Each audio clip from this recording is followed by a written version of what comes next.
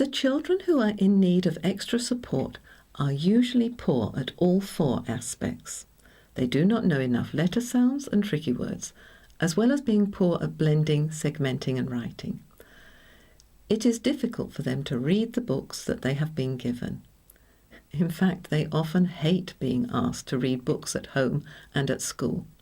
There is little pleasure in reading when it is difficult to actually read the words on the page.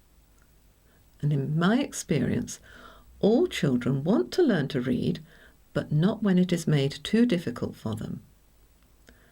And this is why I recommend at this stage that the children should not be given books to take home to read to their parents or guardians.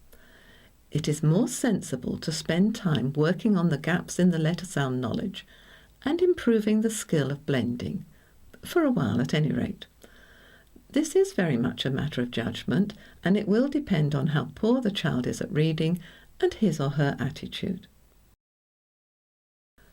Naturally, it is important to discuss the issues with parents or guardians, and most parents want to help their children, but not when the homework is too difficult and they have to battle with the tantrums.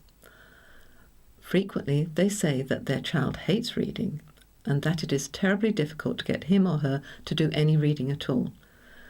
These parents or guardians welcome the reading books being taken away for a little while.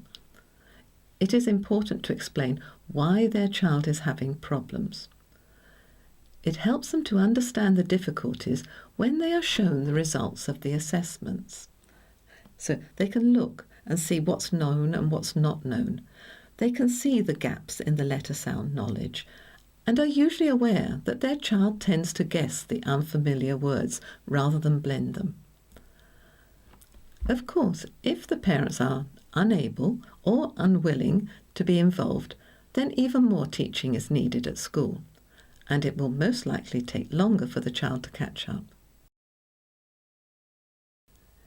Usually, the children with reading and writing problems have developed bad habits because they have not been taught from the beginning with strong synthetic phonics and decodable readers.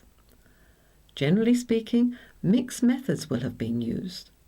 The books they were given use words that had letter sounds that had not been taught or learnt, and this stopped some children developing their decoding skills and made it an impossible task for the children who had a poor memory for whole words and who were unable to crack the code on their own. And this inevitably led to them having to guess at the words. And once that guessing started, then their problems would just get worse as the months went by. And then frequently they would start to forget many of the letter sounds they had learnt in the first place.